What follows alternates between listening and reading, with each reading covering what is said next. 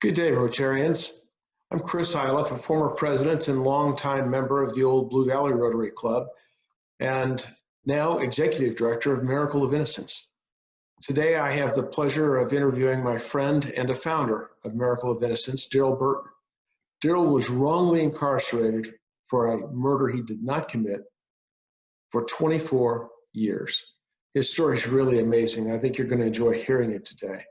Daryl, most of our viewers are under a stay-at-home order right now, and we can't meet with our friends or family except through electronic means like we're doing here today. Does this remind you of how difficult it was to communicate when you were in prison?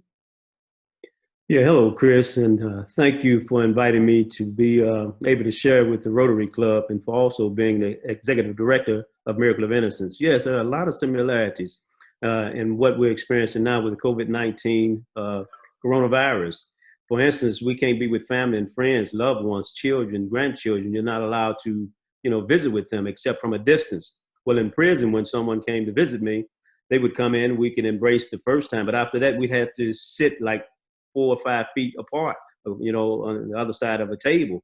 And we couldn't touch each other anymore until after the visit was complete. And then we could embrace and they would leave. The same is similar with family members who pass away. In prison, we couldn't go and pay our last respects when someone died. And it's a similar situation right now with this coronavirus. Someone passed away, the family can't go and have a funeral, a memorial service. And if they did, they have to stand at a distance, 6 feet or something like that, and only 10 people at a time. So these are some similar situations. And also, it was sometimes you came out of the cell. Where I was at was Missouri State Penitentiary, described as the bloodiest 47 acres in America. Well, if you left the cell, and sometimes it could be lethal. And same way with this virus. If you leave the house and don't cover yourself or protect yourself, it can be lethal. And it's a lot of ways it's similar in some regards. There are reports of coronavirus being in the prison system now. What fears or concerns do you have for inmates in this environment? That is really what someone I heard say, it's like a petri dish. It's once a virus or a disease gets inside of the housing unit, it could be 250 people. One person get it, and then it's just going to spread because there's no opportunity or possibility of doing what's called social distancing. You can't separate in prison. You have a 2-man cell, then there's cells to the right of you and to the left of you, or above you, or across from you. It's really going to spread very fast, and it's going to infect not only inmates but guards and and correction staff and people who work there, nurses, and they will be afraid to come inside of an environment where a whole housing unit is just in an infestation of the coronavirus. It could really be a death sentence.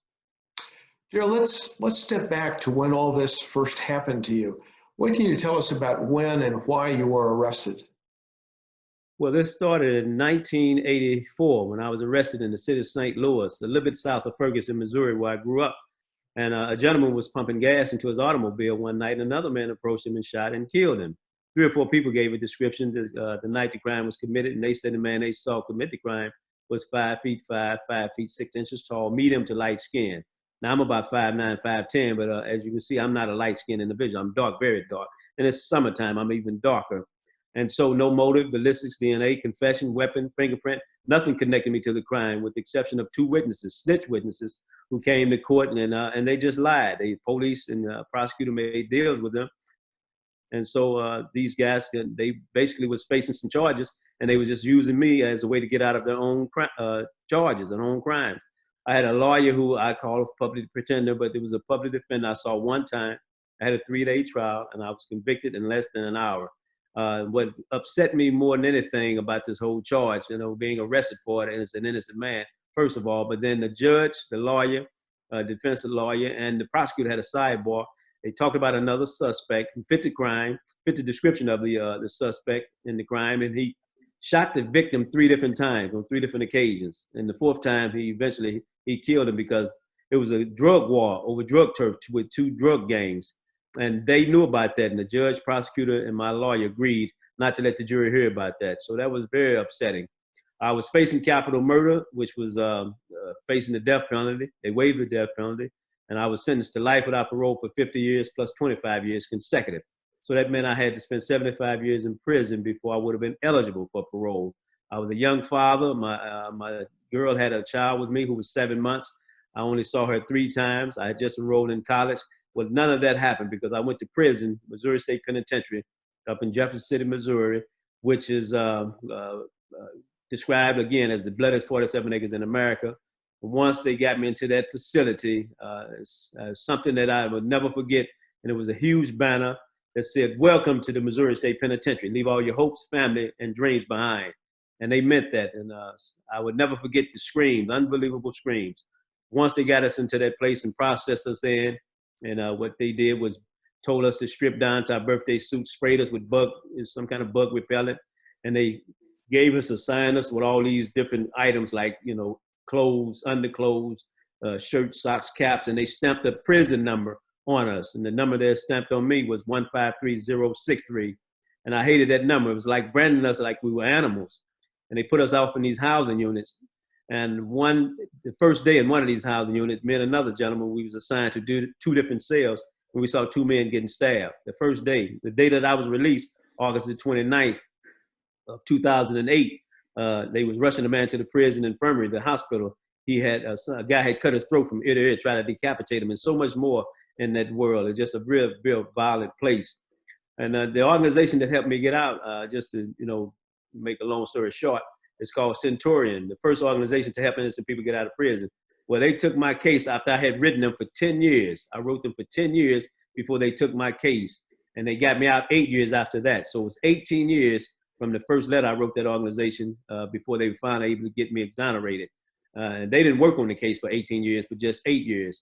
They also discovered that it was a key witness for the prosecution who they said he had a couple of convictions. Well, he had 12 convictions. They said he was facing 2 years in jail. Well, he was facing 30 years in jail. That's what motivated him to lie on me. That didn't come out to 2007. There was another witness who was the gas station attendant the night the crime was committed. Well, she told the police the day of the trial in 1984-85, "You got the wrong man." She said, "I was too dark. That man is too dark." Well, they hid that information, and that didn't come out to 2007. So, and so many other things that they just kept from the jury. Daryl, if I was in your situation, I would have been extremely angry. What were your feelings during this time? Well, yes, I was very angry, very bitter. I was filled with so much rage toward the entire criminal justice system. I was not a forgiving person, and I was not a man of faith. I didn't believe when I went in, and it was, of course, shock and horror, disbelief. You just don't think you're gonna get convicted of a crime that you're totally innocent of, particularly, especially a crime of murder in the United States criminal justice system. I just never anticipated that. But when they got me to prison and I was using that anger was something that I used to fight my case. As I told the judge at the sentencing hearing, I was going to fight this case till I proved that I was innocent. And so I went into the law library and I began to just try to, as you say, become a pro se litigator, basically a lawyer in my own defense, because I didn't trust lawyers. I hated everybody that had something to do with the system. And I was an equal opportunity hater. I hated every lawyer, a judge equally. Or police, anyone that was part of criminal justice. I had hate in my heart, which was another prison, a spiritual prison. And I heard Nelson Mandela, I read something about him, how he was in prison for a long time in South Africa. And he was asked that question. He said, well, to hate and be filled with bitterness towards someone who did him wrong was another prison. It was a spiritual prison, and it wasn't going to solve anything. So he had to let that go. And I felt the same way. I had to eventually let that go because the hate and the anger, it was just really destroying me from the inside. Well, Daryl, after you were freed through the efforts of Centurion, what was it like being out in society after 24 years? A lot changed during that time. Yeah, well, it was like coming out into a twilight zone, literally. It was like Alice in Wonderland or something. None of these things that we're doing today existed. Even this virtual platform that we use in this virtual world, cell phones, all these devices, this didn't exist when I went in prison in the 80s. And so I come home to a world that is, something that I'm not at all familiar with. I am still trying to learn how to use cell phones and, remotes for televisions, and I'm still learning how to do, social media and all these kind of things. I went to a public restroom, I recall, and the toilet started flushing by itself. And I'm like, what is wrong with this thing? And I went to the face bowl and to the sink, and I was looking at how you could turn this thing on. It had no knobs. And a gentleman saw me. I was going back and forth. I wanted to wash my hands. And he said, "You having problems, man?" I said, "Yeah. I'm trying to figure out how you turn this thing on." He said, "Well, just stick your hands under there." I said, "No, just stick your hands under there." I mean, I had no clue as to how this thing worked. I stayed in there for 30 minutes, literally playing with this thing. I was just amazed, and I was just dumbfounded how this thing worked. And I wanted to figure out, how does this thing work? Because I saw nothing. This is just magical.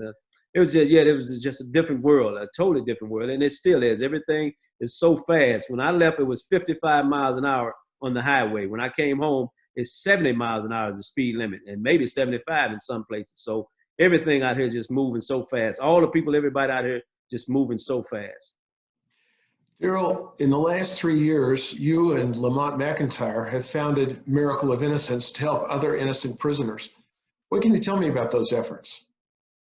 Yes, and thank you for being a part of that, being our executive director. Lamont McIntyre, who's also someone who served 23 years in prison in Kansas for a murder he didn't commit, and I served 24 years in prison for a murder I didn't commit, and we both have combined have 47 years of incarceration that we were innocent. And so we decided to, we know there are other folks who are in prison who are innocent. And I mean, as soon as I got out, people started calling me mothers, sons and daughters of, men who are incarcerated. "Hey, Daryl, help my father, help my son." And that just really touched me, because I did the same thing. I had my family calling folks.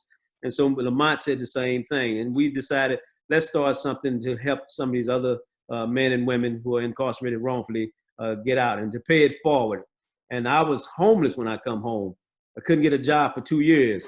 So it was a struggle for me. And that was the inspiration to really get this started. And Lamont, when he was still in prison, the lawyers who was working on his case, and I helped with his lawyers, they had him to call me from prison, and I would talk to him, because he would get discouraged, he would get, depressed, and I understood that.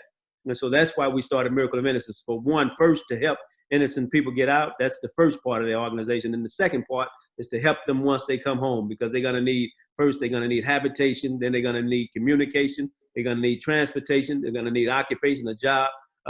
These are some of the things that a person who's coming home from prison are going to need immediately. And so we have Ricky Kidd, who provide these services through what's called the exoneree services. And this is the second part of the program that he's working on. And he's an exoneree who served 23 years in prison, also for a murder he didn't commit. So we're coming together to just try to help those who are in prison, who have been sentenced to prison, life sentences, most of them, for crimes they didn't commit. Miracle of Innocence is now representing 4 different people who are innocent and in prison. What can you tell us about their cases? Yes, we have 4 cases currently that we're working on. One is a lady named Dana, and Dana is currently incarcerated in the Kansas prison for a double murder that she didn't commit of her ex-husband and his fiance. And right now she's pending a new trial. And so we have some lawyers and investigators, and I have our team of research developers who are helping with this case, which it says she committed a crime in Kansas, and she was living in Colorado at the time, which is virtually impossible. I guess some kind of way that the prosecution tried to close the gap as to the time limit. But we also seem to discover there's some documentation that can put her in another state. And so she has an interesting case in that regard. But we do have a new trial pending in her case. There's another case, which is a young man by the name of Ralph. He was 17 when he was convicted. He's been in prison 33 years. He's now 50 for a murder in which several people on the scene of the crime gave the name of another suspect. And it seemed like that just like in my case, it didn't make any difference in Ralph's case. And so we had a hearing in his case, and we're pending a decision from the courts right now. There's another case, also Travis, who's a case where similar out of Columbia, Missouri. Ralph is out of St. Louis, but Columbia, Missouri, where there's another suspect whose name was, presented to the police investigative officers, but that got overlooked, and he's been in prison for about 20 years. And then we have a case that we're developing with Ahmad. Ahmad has been in prison for almost 20 years, and we have investigators on this case. And whereas, again, another suspect whose name came up during the first initial investigation of this charge against Ahmad, and we're working right now to work that case up so we can get him a hearing and bring all these people home as soon as possible, God willing. What are the legal costs associated with getting an innocent person out of prison? Well, that could go anywhere from $50,000 to $100,000 to $350,000 on average for one of these cases. Just like, for example, with the 4 cases we have right now, if it was $100,000 each for these to represent these cases, that's $400,000. And we have some attorneys who they represent these cases at a really reduced rate from what they would normally charge, which is great. And a lot of their services seem to be pro bono work. And so, but these cases, they can be costly for investigations, they can be costly for the legal fees. You may need some expert witness testimony. You may have to travel to get an affidavit signed by a recanting witness. So there are a lot of things that goes into these cases. And this is not all paid out in one lump sum, but over a period of time. As I say, in my case, it was 8 years. So over a period of 8 years, so that's what it costs to bring me back. The same way with Ricky and the same way with Lamont. And that's how, that's what it would be with these cases, because we can't say that the case is going to, as soon as we take the case, they're going to be out in a year or 2 years. It could take on average 5 to 7 years before they come home. Daryl, if Rotary members or a Rotary club was interested in helping out with Miracle of Innocence, what might they do? They could go to miracleofinnocence.org, miracleofinnocence.org, and they could, click on the donate button. That's one thing that they could do if you couldn't do anything else. And I know with this coronavirus, we locked down, so it's not a lot by way of being a volunteer. You could volunteer also, but right now, Miracle of Innocence, if you could just donate, click on the donate button and make a donation of any amount, because every little bit, it helps. If they could do that, and if they wanted to volunteer, they can click on the volunteer button. They can learn more about Miracle of Innocence and how they can get involved with what we do with regards to getting on the research and the development team. To also, sometimes we have court hearings. If they want to travel to one of the court hearings and participating just by sitting in the courtroom to offer a show of support.